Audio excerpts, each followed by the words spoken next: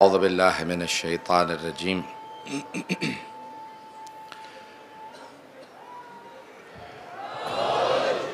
بسم اللہ الرحمن الرحیم الحمد للہ الذی نور قلوب العارفین بنور معرفتہ واثبت فؤاد انبیائہ واولیائہ بقصص الانبیاء والمرسلین وأكمل إيمان المسلمين والمؤمنين بولاية علي أمير المؤمنين عليه السلام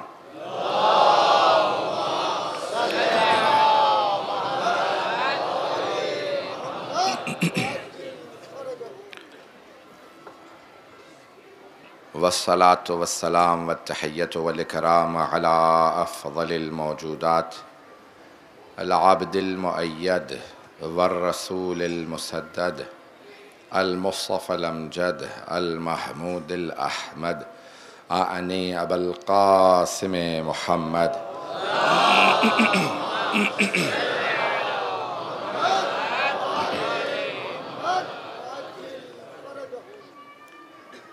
وعلى روحه ونفسه وسهره ووسيه سيد الأتقياء والأصفياء مولا الموالی امام المتقین علی بن ابی طالب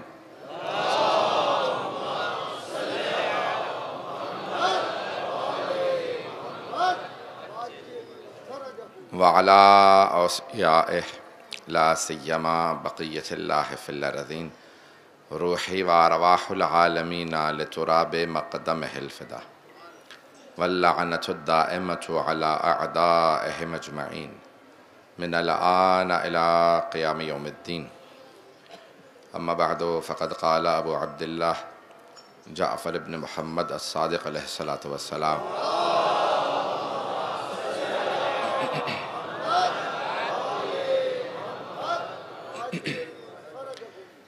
اعرف العقل وجنده والجهل وجنده تهتدوا صلوات على محمد وآل محمد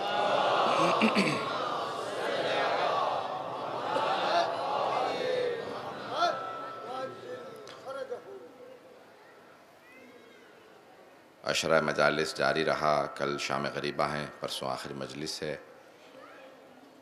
ہم نے کوشش کی ایمان و عقل کے عنوان سے آپ کی خدمت میں مطالب پیش کریں۔ دنیا کے بدلتے حالات میں اپنی عقل کا وہی صحیح استعمال کرے گا جس کے پاس ایمان ہو۔ کبھی بھی کوئی باطل سے دھوکہ نہیں کھائے گا عقل والا اگر اس کے پاس ایمان ہو۔ بعض اوقات بڑے بڑے قابل افراد، بہت بڑے بڑے سمجھدار افراد دھوکہ کھا جاتے ہیں کیونکہ ایمان سے دور ہوتے ہیں، اور بعض اوقات افراد بہت سادہ ہوتے ہیں، دیکھنے میں بہت بنیادی سمجھداری رکھتے ہیں لیکن کبھی دھوکہ نہیں کھاتے کیونکہ اہل ایمان ہوتے ہیں۔ چاہے اہل ایمان اس زمانے میں رہے ہوں چاہے اس زمانے میں ہوں، کبھی بھی باطل سے دھوکہ نہیں کھاتے کیونکہ ایمان شرط ہے انسان کی ہدایت کے لیے۔ اللہ سبحانہ وتعالی ہدایت اسی کو دیتا ہے جس کے پاس ایمان ہوتا ہے۔ سید الشہداء کو اس زمانے میں بھی وہی مانتے تھے جو اہل ایمان تھے، آج بھی وہی مانتے ہیں جو اہل ایمان ہوتے ہیں۔ عزیزان گرامی، سید الشہداء ایک ایسی ہستی کا نام ہے کہ اگر کسی کے پاس بہت کم عقل بھی ہو تو وہ جناب سید الشہداء کا تذکرہ سن کے عزاداروں کو دیکھ کے خود بخود ان کے راستے پہ چلنے لگتا ہے۔ آج آپ دیکھیں گے کہ آپ کی اسی مجمع کے اندر صرف شیعہ نہیں ہیں، اہل سنت بھی ہیں، دوسرے شیعہ مذاہب بھی ہیں، فرقے بھی ہیں، اور پھر اگر آپ دیکھیں گے تو صرف مسلمان ہی نہیں ہیں، آپ کو عیسائی بھی نظر آئیں گے، ہندو بھی نظر آئیں گے، تمام مختلف ادیان کے، کیونکہ کوئی اسلام کو مانتا ہو نہ مانتا ہو، اگر بہت تھوڑی سی بھی سمجھ رکھتا ہو تو یہ مانتا ہے کہ حسین ابن علی حق ہے۔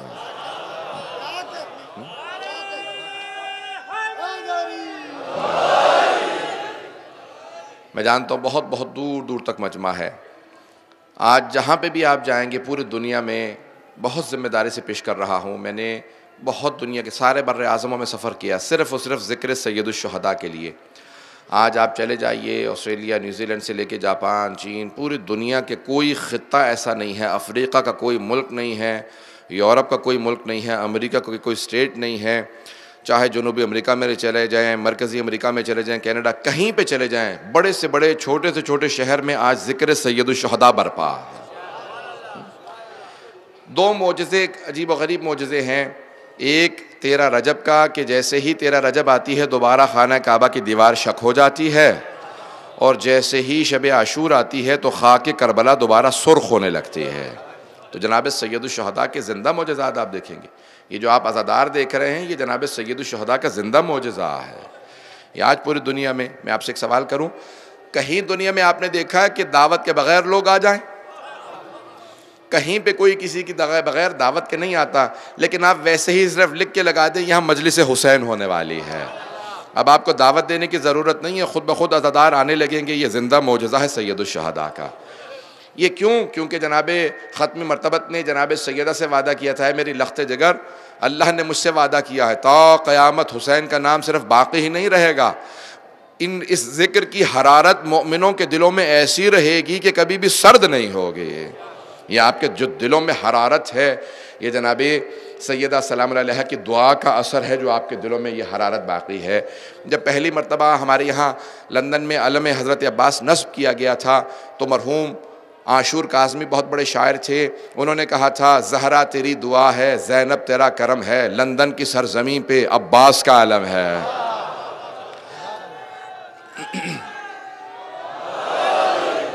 عزیزان گرامی، کہیں چلے جائیں آج دنیا میں ہر جگہ ذکر جناب سید الشہداء ہے۔ آج صرف نجف و کربلا نہیں ہے، عراق و ایران نہیں ہے، پاکستان و ہندوستان نہیں ہے، آج کشمیر، افغانستان نہیں، صرف پوری دنیا میں کسی خطے میں چلے جائیں، آپ سمجھتے ہیں کہ صرف خلیج کے ممالک ہوں گے، پوری دنیا کے ہر خطے میں آج ذکر سید الشہداء ہے۔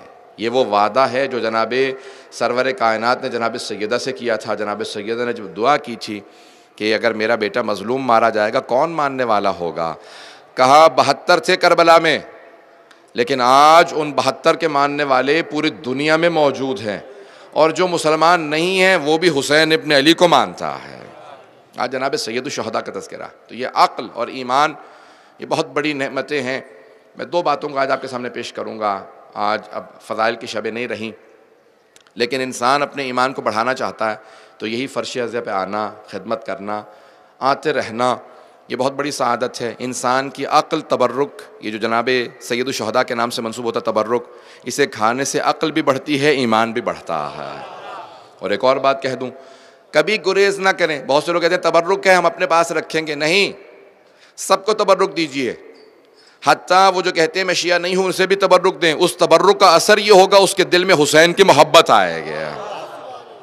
عزیزان گرامی، یہ تبرک ہم اس لیے تبرک کہتے ہیں، اسے بابرکت ہے، ذکر سید الشہداء کے نام سے اگر تقسیم کیا جاتا ہے پوری دنیا میں آج تبرک ہے۔ اے حسین ابن علی جو خود دنیا سے بھوکے پیاسے چلے گئے، آج ان کے نام پہ سب سے زیادہ کھلایا جا رہا ہے، پلایا جا رہا ہے۔ کبھی آپ نے غور کیا؟ میں مصائب پہ نہیں آیا لیکن دیکھ رہا ہوں آنکھوں میں آنسو ہیں سب۔ عزیزان گرامی، ابھی میں پڑھوں گا فضائل، سنیں گے۔ آج وہ ہستی کے جن کے نام پہ سب سے زیادہ کھلایا پلایا جاتا ہے، جو خود بھوکے پیاسے چلے گئے، آج آپ جائیں گے نا عاشورے پہ، پورے راستے میں کربلا کے لوگ اپنے موقف لگائے بیٹھے ہیں، ہر آدمی سے کہتے ہیں تمہیں حسین کا واسطہ میرے دسترخوان پہ بھی کچھ کھا لو، تبرک ہے، تبرک کھا لو۔ آپ جائیں، ایک غریب آدمی ہے، چھوٹا سا باغچہ ہے، وہاں پہ اس نے زمین پہ دسترخوان بچھا رکھا ہے، روٹیاں کاٹ کے رکھی ہیں، بیچ میں کھجور ہے، کا تبرک ہے۔ کسی نے پوچھا کون ہے آپ؟ کہا بہت غریب آدمی ہوں، یہ چھوٹا سا باغ میرا ہے، پورے سال کھجور اگاتا ہوں، جب حسین کے زائرین آئیں گے تو کھلاؤں گا۔ کسی کے نام پہ اتنا دنیا میں نہیں کھلایا جاتا، کسی کے نام پہ اتنا نہیں آج سبیلیں لگائی جاتی جتنا جناب سید الشہداء کے نام پہ۔ آپ نے کبھی غور کیا؟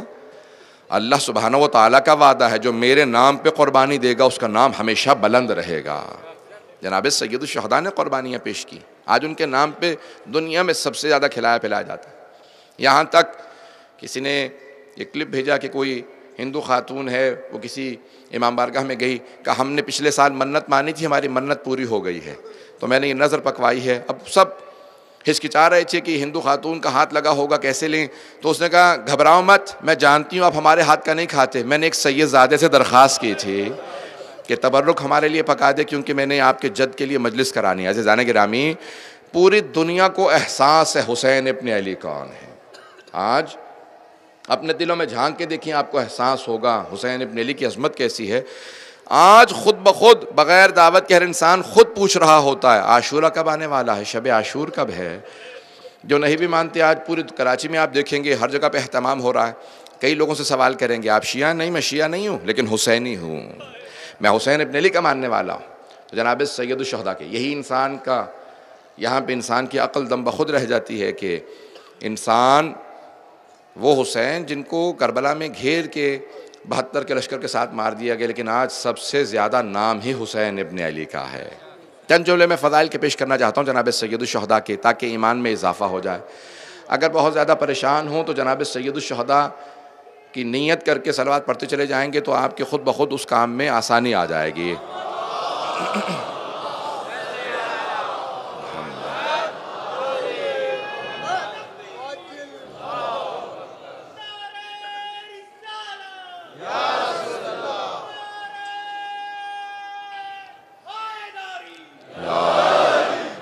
توجہ فرمائیں گے عزیزان گرامی؟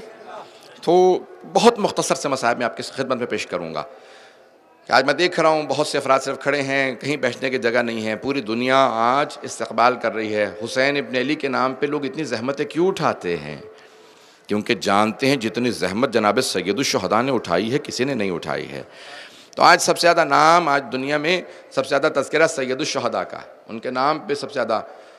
تو میں جو بات پیش کرنا چاہ رہا ہوں کہ ایمان آپ کا اضافہ ہوگا کہ اگر جناب سید الشہداء کے نام پہ خرچ کریں۔ 8ویں امام سے پوچھا کسی نے، کہا کہ مولا یہ پیغمبر اسلام کی حدیث ہے کہ حسین سفینۃ النجات ہے، کشتی نجات ہے، ایک ایسا سفینہ ہے، ایک ایسا بیڑا ہے کہ جو نجات دلاتے ہیں۔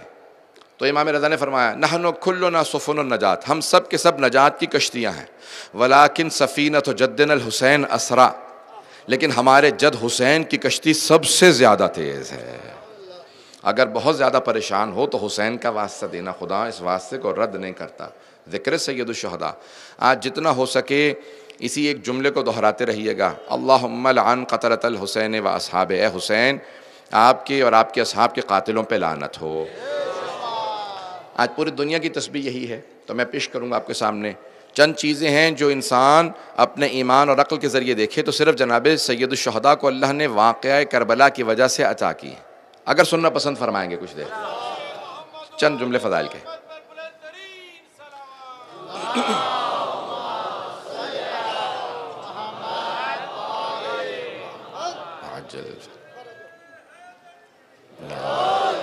شاید کبھی میں نے پیش کیا ہو، میرے ذہن میں نہیں ہے، یہ 5واں سال ہے آپ کی خدمت میں پیش کر رہا ہوں مطالب۔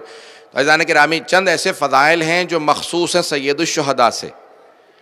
کسی کے لیے بھی دنیا میں اتنی مجالس نہیں ہوتی جتنی سید الشہداء کے لیے، حتیٰ جناب رسالت مآب، حتیٰ جناب امیر المومنین، حتیٰ جناب سیدہ امام حسن، کسی امام کے لیے کبھی آپ نے غور کیا جتنی مجالس جناب سید الشہداء کے لیے؟ کیوں؟ کیونکہ جس طرح سے آپ کو شہید کیا گیا ہے، ہر امام نے چاہا یہی کہ جناب سید الشہداء کی مجالس سب سے زیادہ برپا۔ عزیزان گرامی اسلام میں مٹی پاک ہے لیکن مٹی کھانے کی اجازت نہیں ہے۔ کسی بھی نبی یا امام کی قبر کی مٹی کھانے سے ممانعت ہے اسلام میں، لیکن قبر جناب سید الشہداء کی مٹی مٹی نہیں ہے، خاک شفا ہے۔ اگر بیمار کو دے دی جائے تو اس میں شفا ہے، البتہ چند ذرات مسافر کے لیے ہے۔ احادیث میں اپنے ساتھ رکھو، اگر سمندر میں سفر کر رہے ہو، سیلاب آ جائے، طوفان آ جائے تو چند ذرات اس مٹی کے خاک کربلا کی مٹی کے ڈال دینا، سیلاب تھم جائے گا، جانتا ہے یہ حسین ابن علی کی خاک ہے۔ اگر کوئی بیمار ہو جائے تو اس کو ایک مرتبہ صرف چند ذرات چٹا دینا، اس کی بیماری دور ہو جائے گی، کیونکہ جناب سید الشہداء کا صدقہ ہے۔ اور اگر کوئی نماز پڑھے اس کی نماز قبول نہ ہوتی ہو، روایت کے الفاظ ہیں، ہم کہتے ہیں نا سبحان ربی الاعلی و بحمد، اللہ بہت بلند ہے، تعریف اس خدا کی منزہ ہے وہ ذات جو بہت بلند ہے، لیکن جب ہم ذکر کرتے ہیں وہ ذکر اٹھ نہیں پاتا، آسمان پہ نہیں جا پاتا، کیونکہ ہماری نیتیں خالص نہیں ہوتی۔ لیکن چوتھے امام کہتے ہیں لیکن اگر میرے بابا کی خاک کربلا پہ سجدہ کر کے کہو سبحان ربی الاعلی و بحمد، تو 7ویں آسمان تک وہ ذکر جاتا ہے۔ کہا مولا کیوں؟ کہا کیونکہ میرے بابا کے خون کا اثر ایسا ہے کہ وہاں تک لے جاتا ہے۔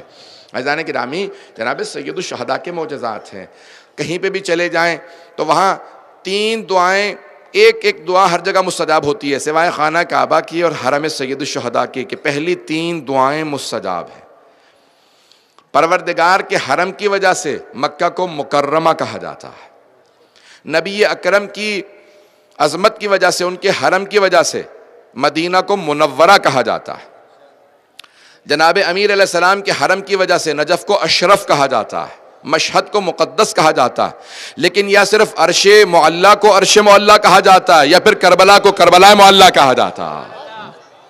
روایات میں پوچھا چھٹے امام سے، مولا کربلا معلیٰ اعلیٰ سے ہے معلیٰ، سننا پسند فرمائیں گے آگا؟ عرش تو اعلیٰ ہے اس لیے عرش معلیٰ کہا جاتا ہے، کربلا تو زمین پہ ایسے معلیٰ کیوں کہا جاتا ہے؟ کہ ہر سرزمین بہت زیادہ ناز کرتی تھی کہ مجھ سے بہتر کوئی زمین نہیں ہے، یہاں تک کہ جناب سید الشہداء کو جب خاک کربلا میں رکھا گیا تو کربلا معلیٰ کی سرزمین نے کہا خبردار اب کوئی ناز نہ کرے، مجھ میں حسین ابن علی ہے، حسین ابن علی کا وجود مقدس میرے پاس ہے، تو اس لیے اس سرزمین کو کربلا معلیٰ کہا جاتا ہے۔ روز قیامت روایت کے الفاظ ہیں، ہر نبی کو ہر امام کو محشور کیا جائے گا۔ میں بہت تیزی سے چل رہا ہوں۔ ہر نبی کو ہر امام کو، جناب سیدہ سے متعلق روایات میں 70,000 حوریں نازل ہوں گی جناب سیدہ کے استقبال کے لیے، کہیں گی بی بی اللہ نے ہمیں بھیجا ہے آپ کے استقبال کے، 70,000 حوریں جناب سیدہ کو مدینے سے جنت میں لے کے جائیں گی۔ اب تمام فرشتے کہیں گے پروردگارا حسین ابن علی کو لینے کے لیے کون جائے گا؟ اللہ کہے گا خبردار حسین کو محشور ہونے کے لیے مت کہنا۔ کہ پروردگارہ پھر کیا ہوگا؟ کہ اس زمین کے ٹکڑے کو، بقعہ لفظ عربی میں آیا بقعہ، اس زمین کے ٹکڑے کو عرش پہ لے آؤ جہاں حسین ابن علی۔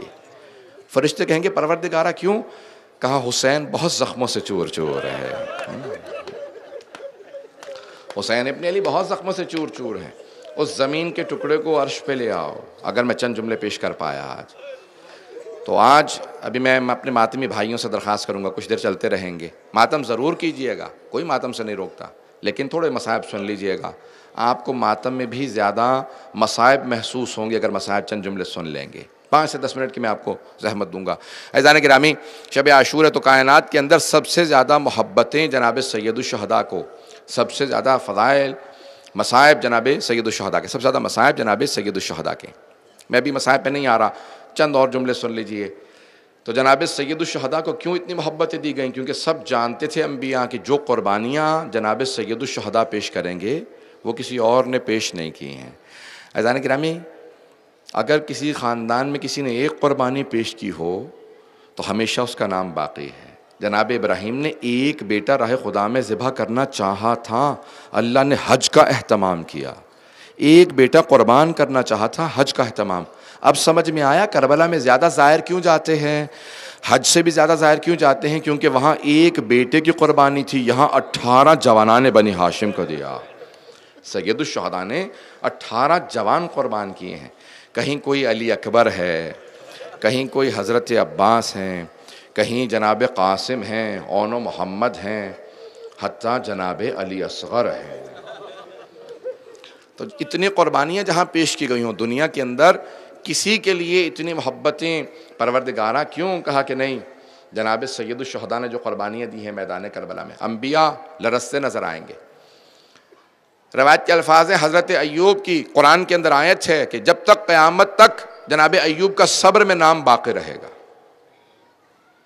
بیٹے قربان ہو گئے، فصلیں اجڑ گئیں، مکان گر گیا، سب کچھ ہو گیا، بیمار ہو گئے، لیکن پھر بھی شکرن للہ کہتے رہتے تھے، پروردگارہ ہر حالت میں تیرا شکر ادا کرتا ہوں۔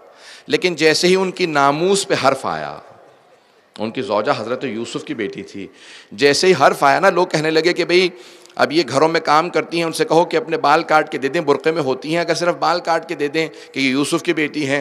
تو جناب ایوب نے کہا پروردگارہ میرے بیٹے چلے گئے، میں نے برداشت کیا، لیکن آج پہلی مرتبہ میری ناموس پہ حرف آیا ہے، میں یہ امتحان نہیں دے سکتا۔ تو جناب جبرائیل نازل ہو کہا ایوب، اللہ کہتا ہے قیامت تک آپ کی صبر کا ہمیشہ تذکرہ کیا جائے گا، لیکن آپ اپنے ناموس کی آزمائش نہیں دے سکے۔ تو جہاں جناب ایوب کا صبر ختم ہوتا ہے وہاں سے سید سجاد کا صبر شروع ہوتا ہے۔ عزیزان گرامی، بہت قربانیاں جناب سید سجاد ہیں۔ آج کس کس کا میں نام پیش کروں گا، کس کس کی قربانیوں کا تذکرہ کروں گا، ہیں میرے ساتھ عزیزان گرامی؟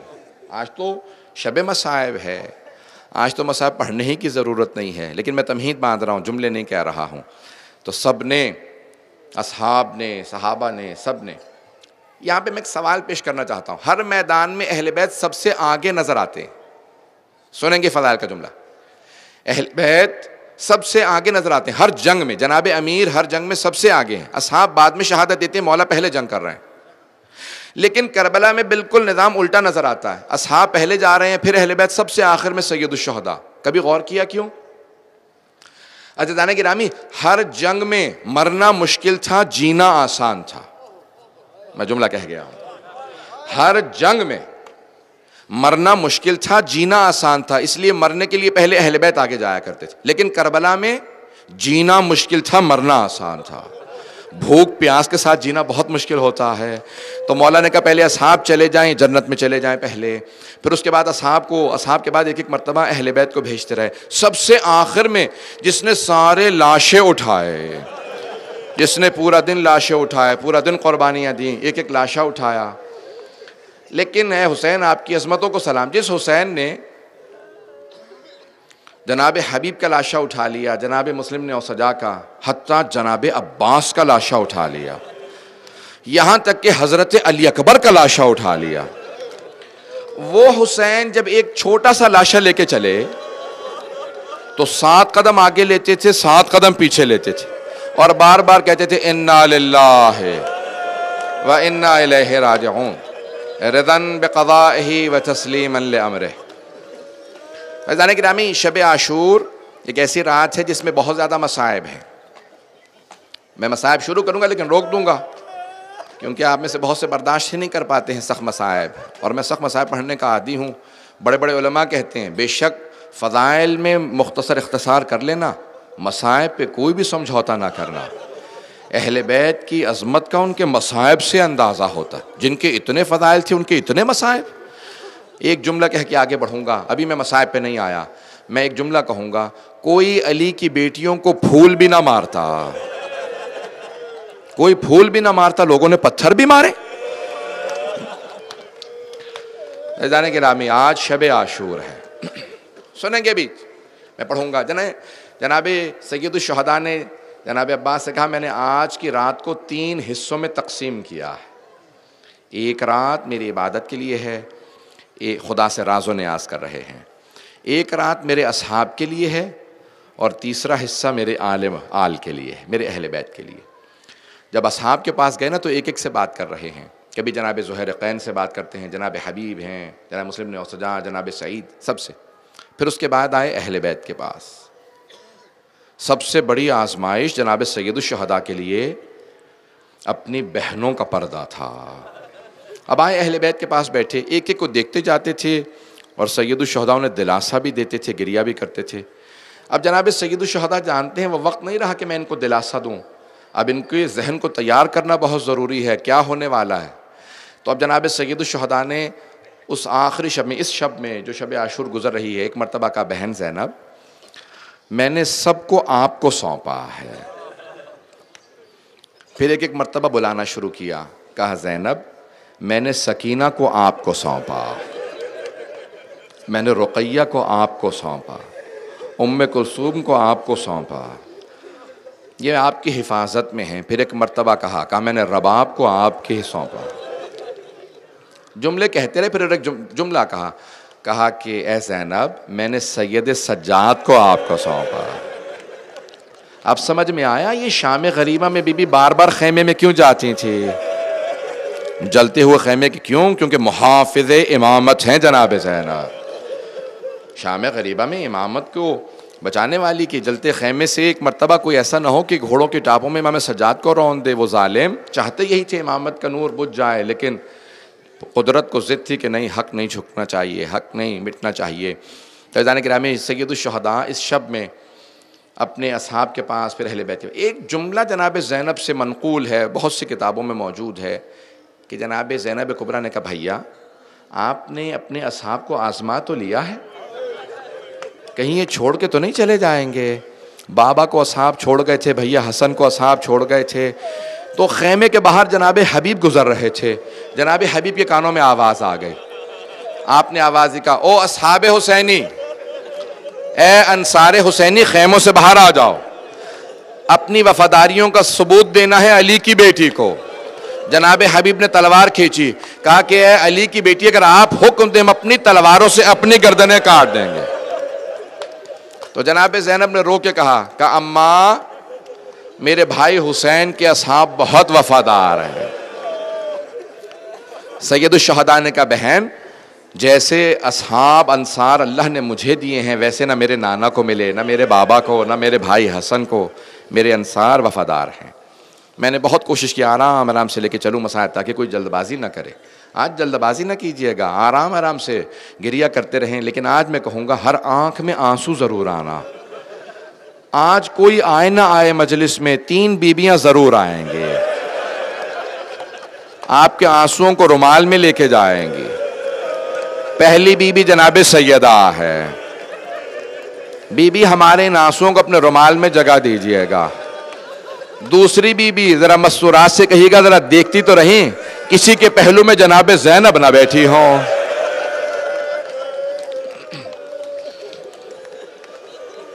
اور تیسری بیوی کون ہے؟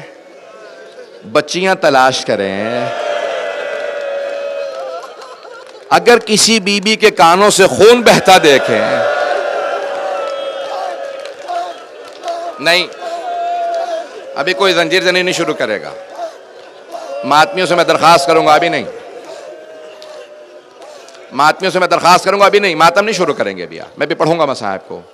عزیزان گرامی بڑی سخت رات ہے، بڑی سخت رات ہے۔ ایک جملہ کہوں گا، جب جناب مختار مختلف قاتلوں سے پوچھ رہے تھے نا بتاؤ تم نے کربلا میں کیا کیا، تو مختلف لوگوں سے پوچھتے تھے بتا تو نے کربلا میں کیا کیا، تو بجدل سے پوچھا تو نے کربلا میں کیا کیا تھا، کہا میں نے حسین کی انگلی کاٹی تھے۔ جناب مختار رونے لگے، کہا کیوں انگلی کیوں کاٹی تھی، کہا میں انگوٹھی اتارنا چاہ رہا تھا، انگوٹھی اتر نہیں رہی تھی مجھ سے۔ نہیں بھئی ابھی سنیں گے، ماتم کیجئے گا لیکن ابھی سنیں گے، میں 5 سے 10 منٹ صاحب سے کہہ رہا ہوں کہ مجھے دے دیجئے گا، تو ابھی سنیں گے چند جملے مصاحب کے۔ پھر جناب مختار نے ایک آدمی سے پوچھا بتا، ابو خلیق سے پوچھا، ابو خلیق، اے ابو خلیق تو اتنا پتھر دل ہے کہ حسین پہ اتنے مصائب گزر گئے، کبھی تمہیں رونا آیا؟ تو ابو خلیق نے کہا نہیں ہم لوگ روئے نہیں، لیکن ایک ایسا موقع تھا جہاں میں تو کیا ساری فوج رو rہی تھی۔ کہا کون سا موقع تھا؟ کہا جب حسین ایک چھوٹا سا بچہ لے کے آئے۔ نہیں روک لیں، نہیں بیٹا بیٹھ جاؤ، نہیں بیٹو ابھی میرے بچوں ابھی نہیں، میں بھی پڑھوں گا مسائل۔ کہ جب حسین ایک چھوٹا سا بچہ آغوش میں لے کے آئے، بچے نے اپنی زبان لبوں پہ پھیری، سارے اشقیاء رونے لگے۔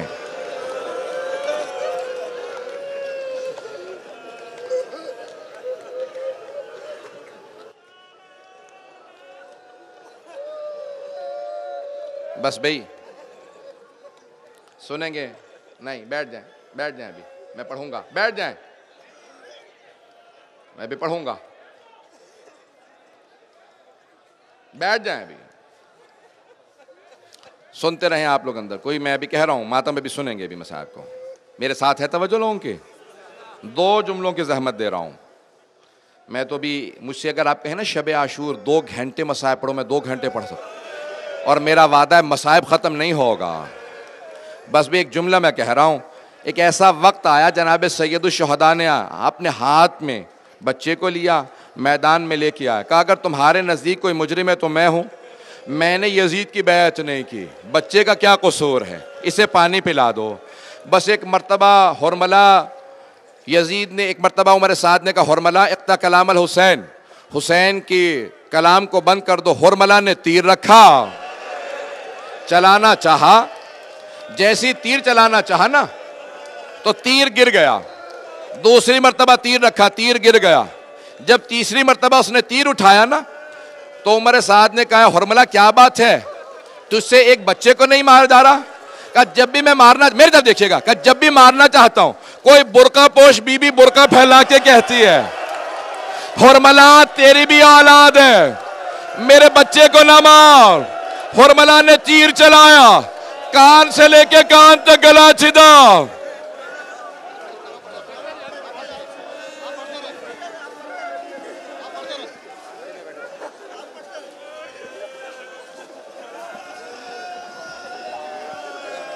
پڑھوں گا، سنتے رہیں گے ماتم کرنے والے۔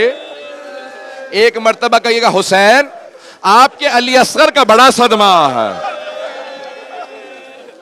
ایک مرتبہ تیر چلا، روایت کے الفاظ ہیں بچے کا گلا چھوٹا تھا، تیر بہت بڑا تھا۔ ذبح من الاذن الى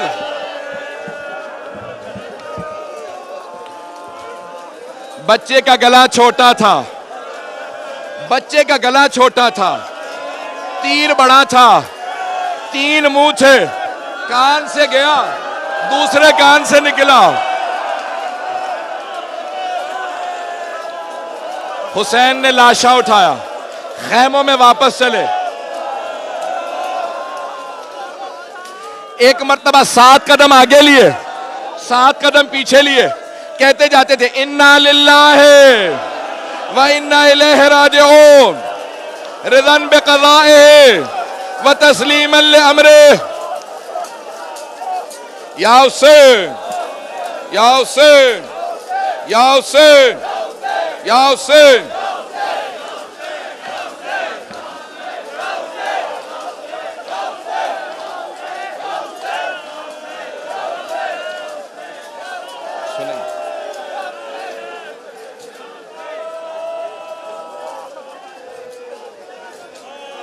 دو جملوں کی زحمت دے رہا ہوں بس بھئی۔ ایک مرتبہ سید الشہداء نے کہا جب لاشا واپس لائے جناب علی اصغر کا، کہا رباب میری ایک آخری حسرت ہے، کل جب 11 محرم کو لاشیں پامال ہوں گے میرے علی اصغر کا لاشا پامال نہ ہو۔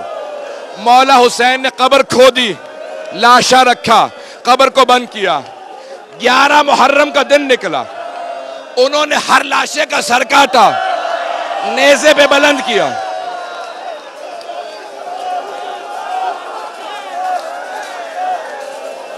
مولا حسین کے آخری حسرت سنیں گے، ماتم کر لیں، 2 جملے سن لیں بس بھائی۔ ایک آدمی نے کہا ہم نے حسین کے علاوہ 72 کو شہید کیا تھا، ایک سر کم ہے۔ کسی ملعون نے کہا میں نے اپنی آنکھوں سے دیکھا تھا، حسین نے خیموں کے پیچھے ایک بچہ دفنا دیا تھا۔ 4 آدمی گھوڑوں پہ سوار ہوئے، ہاتھوں میں نیزے لیے، گھوڑے دوڑاتے جاتے تھے، نیزے زمین میں مارتے جاتے تھے۔ اتنے میں ایک نیزہ زمین میں گیا، اب جو نکلا ایک ننھا سا لاشا، گلا کاٹا، نیزے پہ بلند کیا۔ جناب رباب نے کہا مولا میری آخری حسرت۔